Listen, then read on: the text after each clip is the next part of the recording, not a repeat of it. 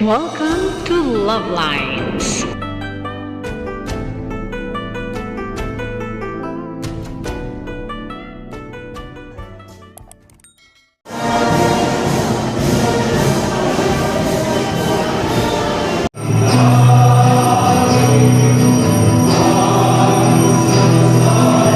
Mas malungkot pa sa buhangin.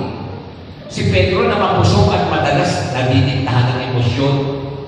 Si Pedro na mapusok at madalas, kumbaga, nauuna ang bibig bago ang isip. Si Pedro na mayabang at matamang magsalita will limit the person's chances. Napapakita lang sa inyo. Ano nakikita niyo? Papel na may Usap bilog. ba? Papel na may Ano bilog. nakikita niyo?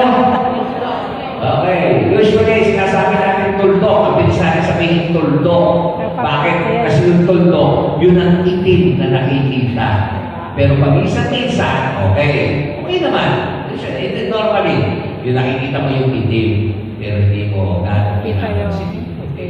Sa buhay po natin kasi, gumawa ka ng mabuti, you will be appreciated, yes. Pero minsan, kahit minsan na gumawa ka ng kapalpakan, madalas yun ang makikita sa iyo. At kung hindi pag-uusapan, madalas ito ang bakit tungkol sa iyo.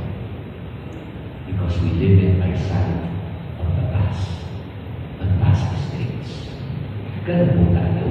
Minsan, nakapokus sa kapalpakan.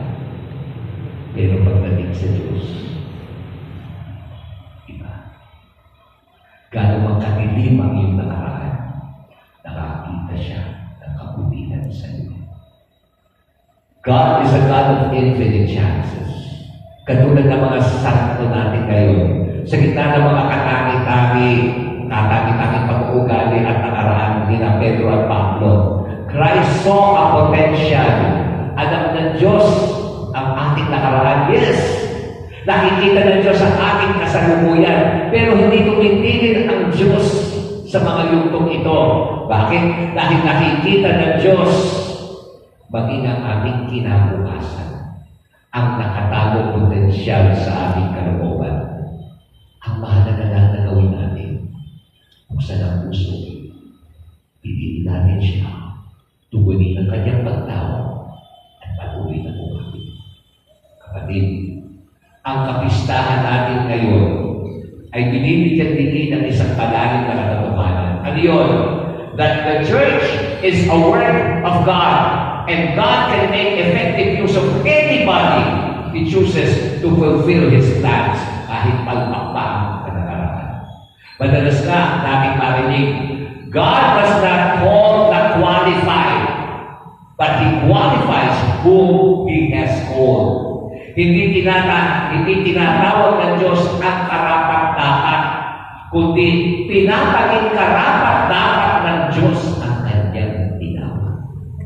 Sabi po, pinabuklod sila sa pamamagitan ng pagpapahayag ng iisang mabuting balita na walang iba kundi si Kristo.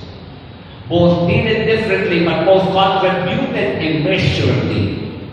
Kung ano man sila noong nakaraan, ang mas pinahalagahan ay ang kanilang kinabukasan. What they were willing to become, and they were willing to be instruments in the hand of the Lord. Jesus goes beyond time and appearances. Pili siyang pumapasok sa kaibuturan ng ating mga puso upang matuklasan ang wagas nating kabutihan.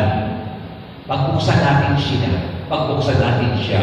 For inside each of us, there is a person God meant us to be. His only requirement is a deep love for Him like Peter and unwavering passion to serve Him like Paul. Kapatid, gaano na tayo nahakak. Kung kasama si Lord, ang kakayahan ay lumalawak. Lord, I'm only a spark. Make me a fire. I'm only a string.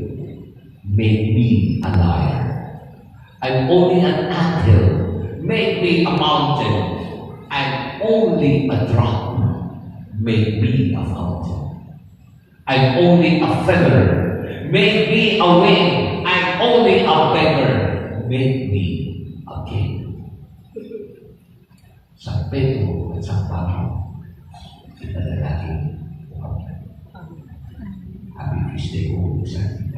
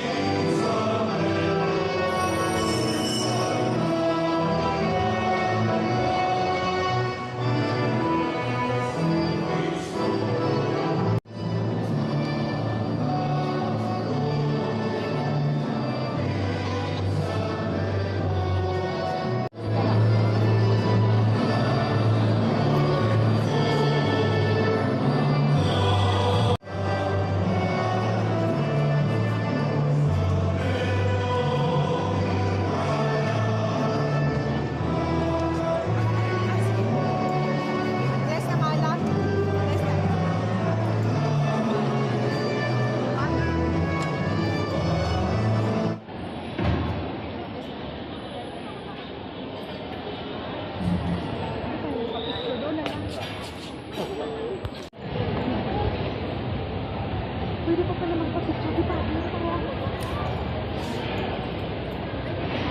Ayun na si Padre. Ay, hindi na. Magano na. Pag-vlog na. Lipit na lang. Picture. Ay, video na lang ako. Di ba nito sa gano'n?